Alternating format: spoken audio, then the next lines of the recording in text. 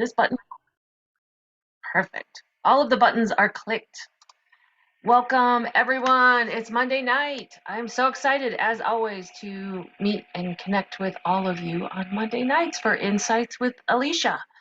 And it's getting cold here in Phoenix. It was only in the 80s today, but it's been really hot. And then all of a sudden it's in the 80s, and now I'm freezing. I don't like the cold. So I'm still going with the beachy background so I can feel like it's still warm. I know other people, most of the people here in Phoenix are thrilled that it's already starting to cool off. Um, so welcome, welcome.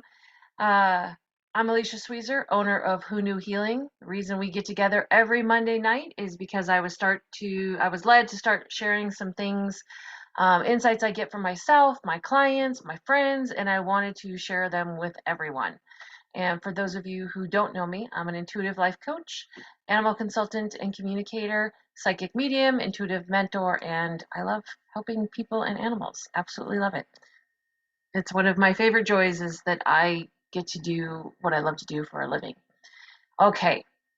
And for those of you listening as a podcast on Spotify and Apple, welcome. If you'd like to see the video version of this, please watch it on my YouTube channel under Alicia Sweezer or join us live on Monday nights. I would love to have you. And if you do happen to be watching on Facebook and you want to chat, please join us by Zoom because I can't see the comments on Facebook right now. So I think that is all of the technical things. Hopefully you guys have some really good stuff that you want to drink. I have my usual iced tea to keep my throat working because I have so much stuff that I love talking about. And tonight's some really, really good stuff. Lots of questions and lots of things to really, really think about. So, all right, did I cover everything? Seems like that went really, really fast. All right, so excited. I love Monday nights. I really, really do. So, tonight I'm going to talk about the difference between busyness and being productive. And honestly, productive isn't that great of a word for this either, but I chose it because it's what people can relate to in reference to the difference between that and busyness, and it does have a higher vibration than busyness. The idea behind is that productive is being generative. So that's what we're going to really be looking at is busyness versus generative, and that'll make sense in a little bit. So all right, there's going to be some lists of things here. Busyness, right? Our world runs on it so much. Everyone is so super busy out there. And are we busy because we want to be? Really, that's one of the big questions out there is this are you being busy unconsciously? Um, and so that's one of the questions we start to ask ourselves. So busyness, at least the way that I see it, is when we are multitasking beyond our capacity. Busyness is when we are doing things because we think we're supposed to, not because we really want to. Busyness is an autopilot process, and busyness isn't fulfilling. It actually keeps emptying us out. And it's one of those things that can be really confusing in that respect because we may even be doing things that we enjoy. And it's that balance of if it's even though it's things that we enjoy, it may be too many things for what is in alignment for you right now. And so that can empty us out. And it gets really confusing in some of that. So this is the place where we really start to pause and really start to look at what's underneath. Um, Busyness isn't listening to our body, and it can create health problems. I know I'm not always that great at listening to my body, particularly in the moments where I have a lot going on. And then she reminds me, sometimes very loudly, that she wants to be listened to. Um, Busyness can be about perfection, right? Oh gosh, that one. That one is not this week, week before, my perfectionist part kicked in. And you guys always hear me tell the joke and about how my people pleasing and my perfectionism, like they're still in the car, right? They're still part of me. Um, but they are in the back seat of the car. They don't drive the car. They sit back there. They don't show up very often. And once in a while, one of them climbs over the front seat and starts to drive the car. And then I have to beat him up and shove him in the back seat again. Uh, the great thing is that they drive less frequently. And when they do get behind the wheel, it's for a shorter period of time. So, we've all talked about that. It's not ever this place of getting rid of part of ourselves or judging it. Um, yeah, I was a massive people pleaser, and now I don't do it very much anymore. But it's still part of me. It made me who I am today. Um, Busyness is when we have filled our life with so many things that the things have taken over our life. I know you guys can really relate to that. Busyness contains fear, right? Dang it. And busyness is like trying to herd cats. It really has a sense of chaos to it. And busyness is filled with judgment and a lot of, society's beliefs, which we'll get to in a little bit here. And busyness is filled with self-doubt and low confidence. It creates anxiety and stress, and it's a false sense of control, which can be a tricky one to catch because our brain thinks, oh, we have, because we're doing great at multitasking, yet there's holes in it, yet there's places that we're missing things. And then we beat ourselves up over missing those things. But it gives us this sense of control, this sense of power over things, right? Which can be control, and makes us feel safe in a really dysfunctional way. Um, so that's why it's a false sense of control. And busyness can be a running behavior. It can be an avoidance.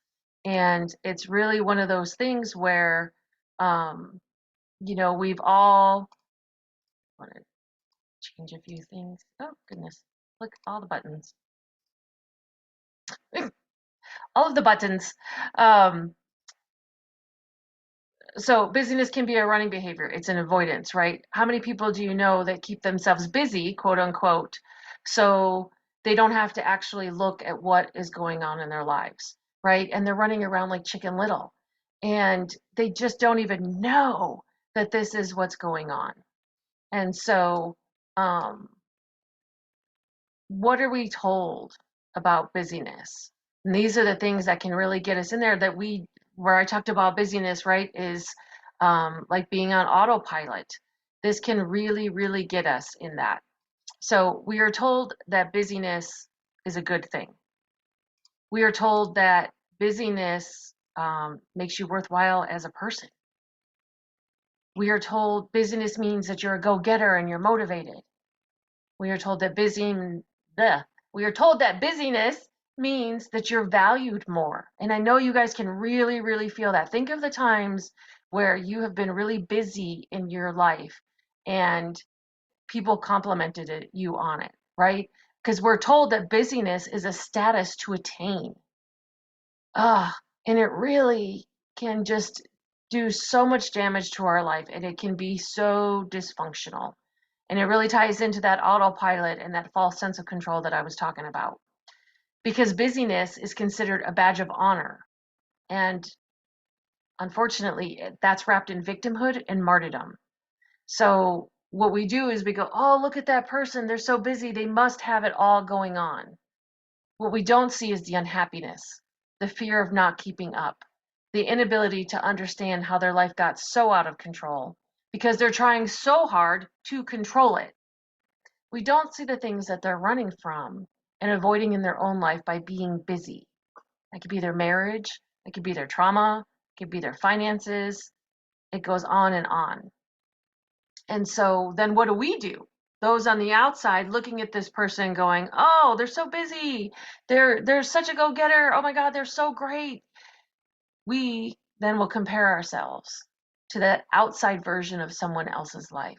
This is one thing that I constantly say to my clients. We do not know what is going on inside someone's life or someone's relationship. That's a big one. Social media, right? Everyone's posting the pictures on there and saying their life is all great. And that's awesome if it is. Like, who doesn't want to see that? And there is the other side of our life. Like, relationships are great, and sometimes they're a lot of work. sometimes they bring up a lot of pain and our trauma, right? Because that's what relationships do. They bring people together to bring things to the surface to heal them. But nobody ever talks about that part. I mean, we talk about it here, right? This is what Monday night's about. We talk about our behaviors, we talk about the beliefs, we talk about how we're living our life and how to make those shifts and grow in different ways. And um, it's really not everybody talks about that part. So it's very easy to fall into um, the mindset of comparing.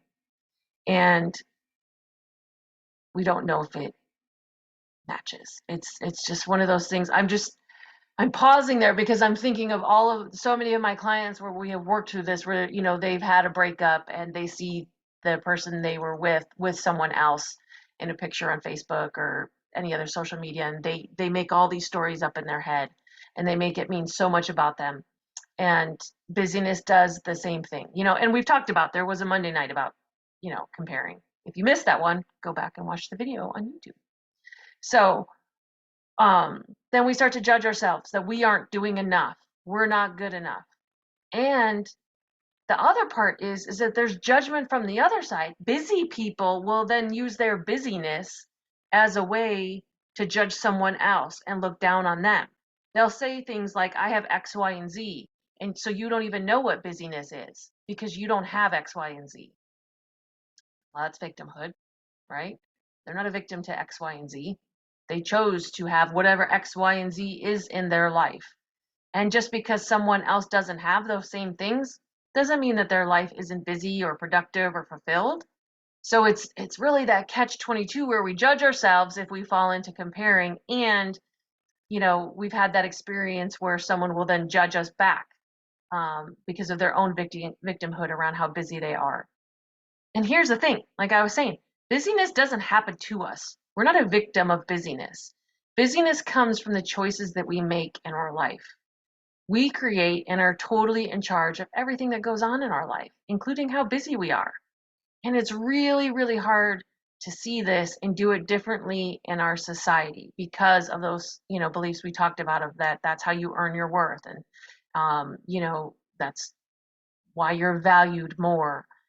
And the truth is this is one of the reasons everyone's being so triggered by the new phenomenon of quiet quitting that's happening.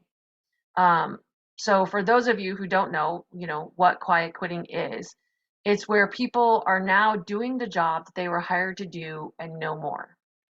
They are working the hours they were hired to work, and only those hours. People aren't working for free anymore. People aren't going above and beyond the job they were hired to do, particularly without extra compensation. They aren't working extra hours for free. They aren't taking work home anymore. They aren't killing themselves for a job that would replace them without a thought. These next generations are, younger than me, are really paying attention more to the work-life balance, which is definite wrinkle in our societal beliefs around this, because busyness is so coveted, right? Like I said, it's this status that we try to attain. And it's one thing for people to talk about work-life balance. It's a whole other thing when people start doing it. And finding that balance is, one of the great things that I get to work with people on. So, I'm not gonna get my iced tea. Like I said, this is a place where people are really implementing this work-life balance. And for those of you who are not familiar with what work-life balance is, um, tonight's very educational. It's all lots of information coming in a very short period of time tonight. And when I was writing this, I was like, oh, well, what if, because I mentioned quiet quitting to someone a couple of days ago, and they hadn't heard of that. And we were talking about being busy versus being productive. And so I explained it to them, and they were like, oh. So, just want to make sure we get a whole rounded understanding here of all of the pieces that really come into play between choosing busyness or choosing productive.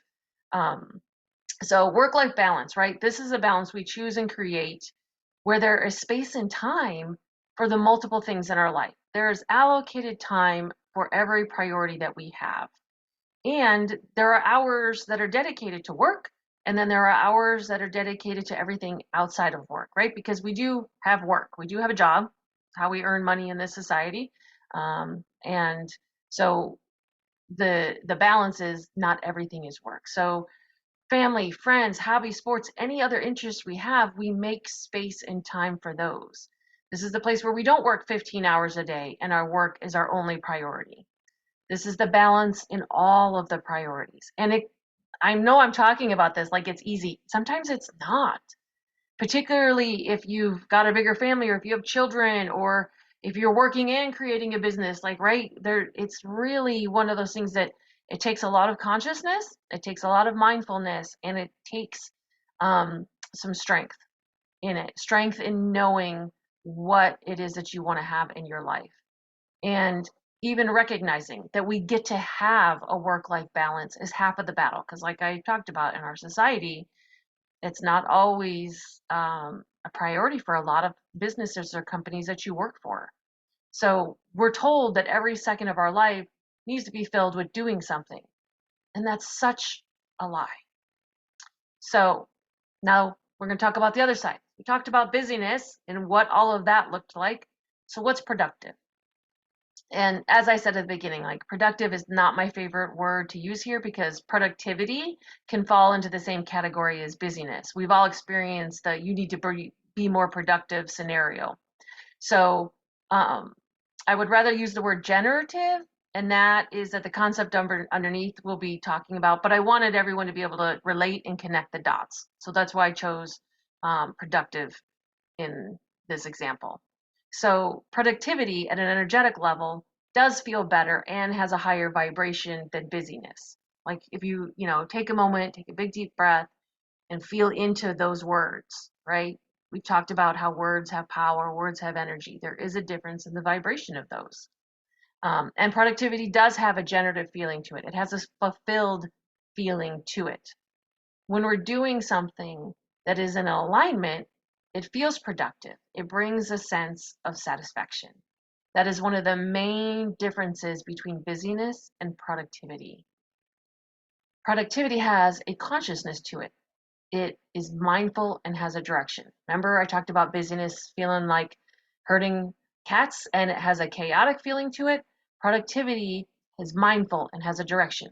Productivity has a forward movement to it. And productivity is possible because I'm clear on what my priorities are. And productivity is sometimes about slowing down so that you can create fast. And I know that seems counterintuitive, and I guarantee you that it works. I fall into this trap sometime where I'm like going, going, going, and then I'm like, all right, it's not going the way I thought. Like I'm bumping into some stuff, and I was like, but I'm doing what I love and all this. And it's like, oh, okay, wait, nope, I got to slow down over here. Even though all the information's flowing, right? And all of the things I'm asking for to support it are popping in. And you're like, yeah, yeah, yeah. Sometimes our body just needs time to catch up, or sometimes our consciousness needs time to catch up with all of the information that's coming in. And so we need to slow down in order to quantum leap into the next thing. Productivity has boundaries that keep us in integrity with ourselves and keep us from dysfunctional behaviors. Productivity fills me up and continues to give a sense of purpose. And our confidence grows by following this direction.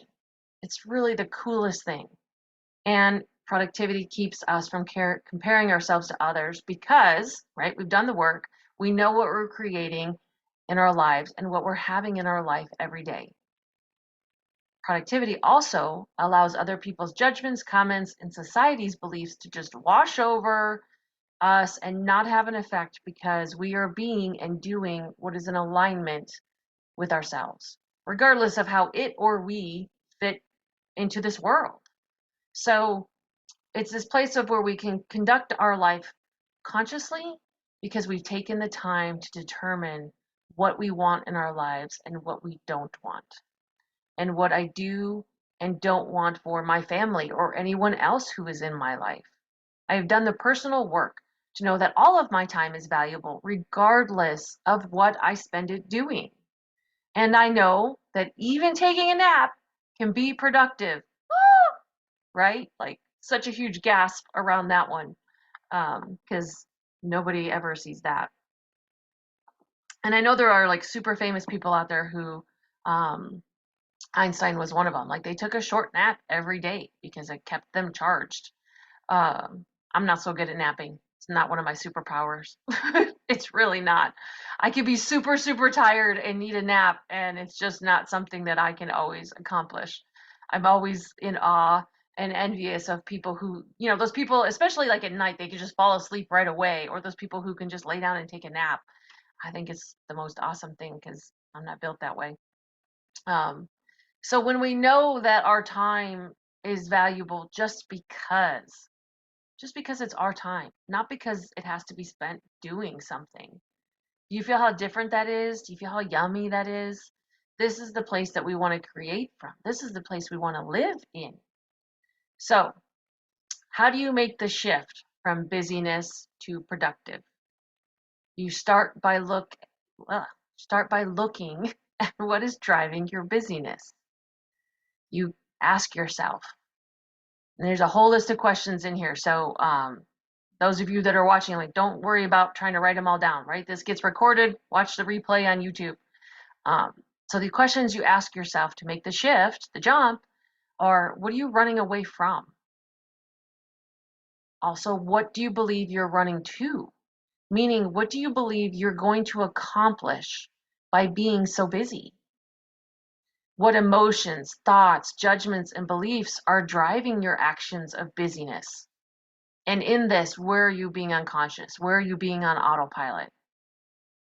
Where are you stuck in victimhood? Right? That's always one to look at. Sometimes victimhood sneaks up on us and we don't know what's even in there. It's like closet victimhood. You're like, oh, I didn't even know it was over here. The door was closed, but it still has an effect on how we're creating our life. Where have you given up, particularly on yourself? And I know that can really be hard to look at sometimes. And it's this place of where have you resigned yourself to this is just the way that life is because you're so busy, you're so overwhelmed, you're doing it because you think you're in control, but you're actually not. We talked about earlier that busyness is really a sense of not being in control. Um, so, what are some of the choices you made or agreed to that have created this busyness situation? And in anywhere in here, nowhere is there a place to judge ourselves on any of this. When we ask these questions and we start to get the answers, we start to get the awarenesses. That's a really easy thing to do to be like, how did I not see it? And oh, I can't believe I was doing that. And I know better. And whatever those other thoughts are. Sometimes busyness is just it gets its own momentum to it. And then we're just caught up in it and we don't even know. So please, please, please do not judge yourself when you start to ask yourself these questions because these questions are meant to be triggering. These questions are meant to bring this stuff to the surface. So where have you chosen people who contribute to your busyness versus those who could contribute to you in a more aligned way? What is the fear that's driving you and this busyness? Where is the perfectionism beating you up and keeping you racing ahead? Right? I talked about that a couple of minutes ago. That's the one I fell into last week before. I don't know. Where have you made everyone else and what they want more important than you? Ugh, you feel that one? I've never done that. No, never done that. Only for like most of my life. But not anymore. Not anymore. That's where the people pleasing comes in. Because you get to be a priority in your own life as well, not just the other people in it. So, this is the place where change starts to happen. When you start to look at these answers to some of these questions and you start to understand why you're doing what you're doing, it starts to get easier. Now, this is where the good stuff is. This is where the good work is. I didn't say the easy work, I said the good work. And some of it can be really easy. Some of this stuff you're like, oh, I was doing that. Oh, I didn't even see that. And we can make those shifts on the fly, right? There's a lot of that can happen. And some of these things, they're just deeper. They're just behaviors we've had longer. They're beliefs we've bought into for a longer period of time. And so we get to look at them and there's levels of healing. It's all really, really good stuff. So remember how I always talk about it's in these smaller steps that we take that make the big change in our lives? It's not always those massive big changes. Um, when you become aware of your beliefs and behaviors, then your eyes open to what else is possible for you. Because we're told so often that you can't have it your way. You can't do things in life that make you happy. You have to do more to be more. And the truth is, that's all lies. It's all lies. You do get to have the life that you want to create.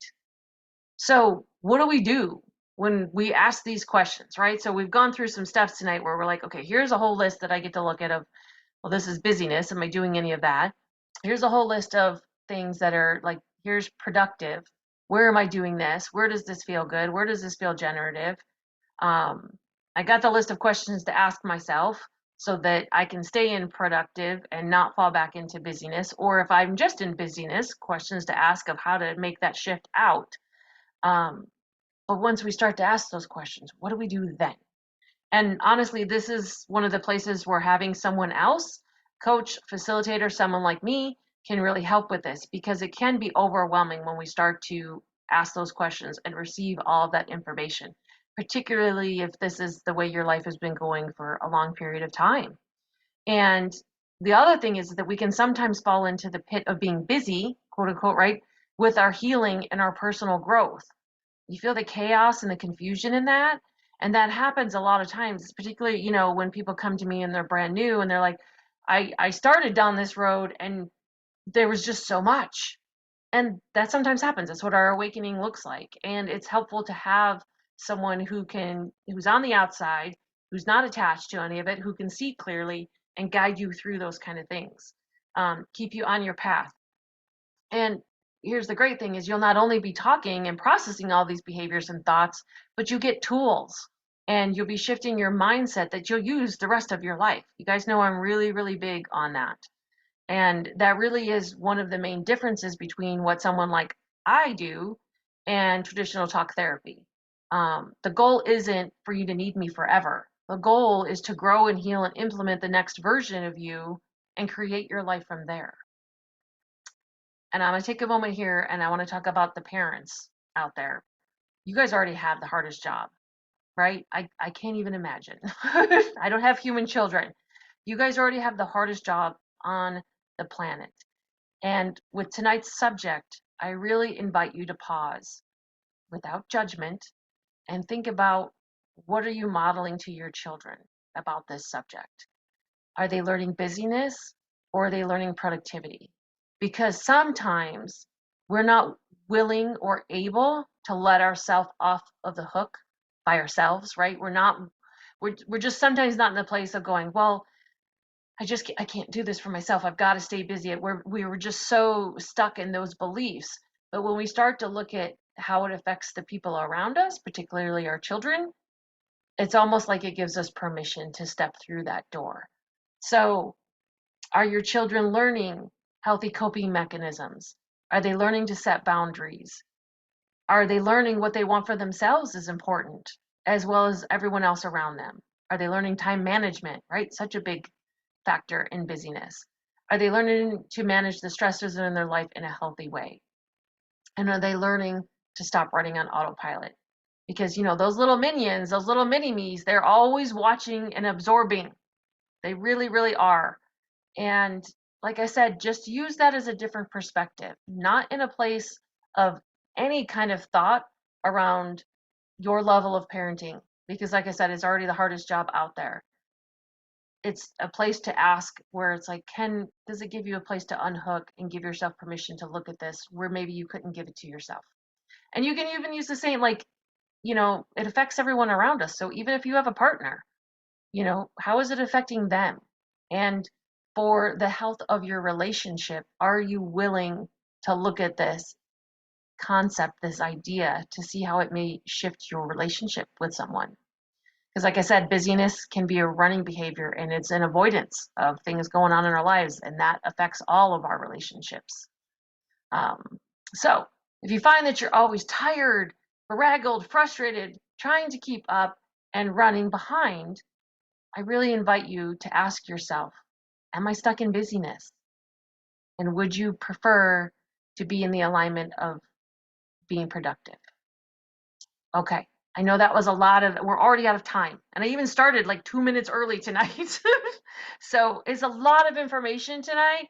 And I know it was, step by step by step. It was a lot in here. It was a lot of mental. But I wanted to present it in a way that you could really step through the process. And because I think it's really helpful. This is one of the things that plagues us so much in our life is this belief of busyness.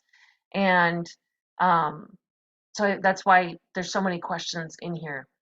And I've given you those. So I invite you to do them as homework. And for those of you who are stuck in busyness, right now you're thinking, really? Like I have time to do one more thing. Yes. Because if you're stuck in busyness, this is the perfect thing for you to do right now. Because I get it. You're like, oh, one more thing on my list.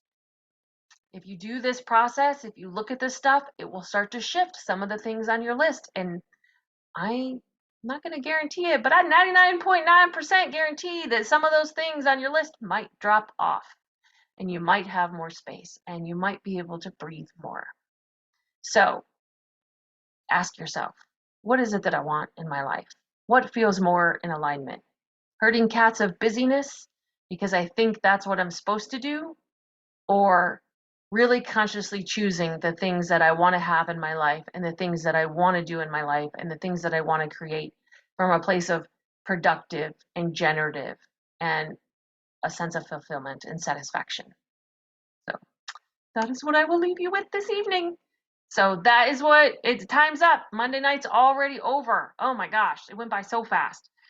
I love connecting with you guys every Monday night. This is really, really one of my favorite things, and I so appreciate you all showing up, whether it's live or you're watching the videos or listening to it on the brand new podcasts. I really, really appreciate you guys connecting. So, like I said, it gets loaded to YouTube after this under Alicia Sweezer. If you want to rewatch the video, write down these questions, ask yourself these questions. It's really, really good stuff. So subscribe to the channel. It's going to be there. You can also sign up from a blog on my website, right? whoknewhealing.com, new with a K, because it's information like this.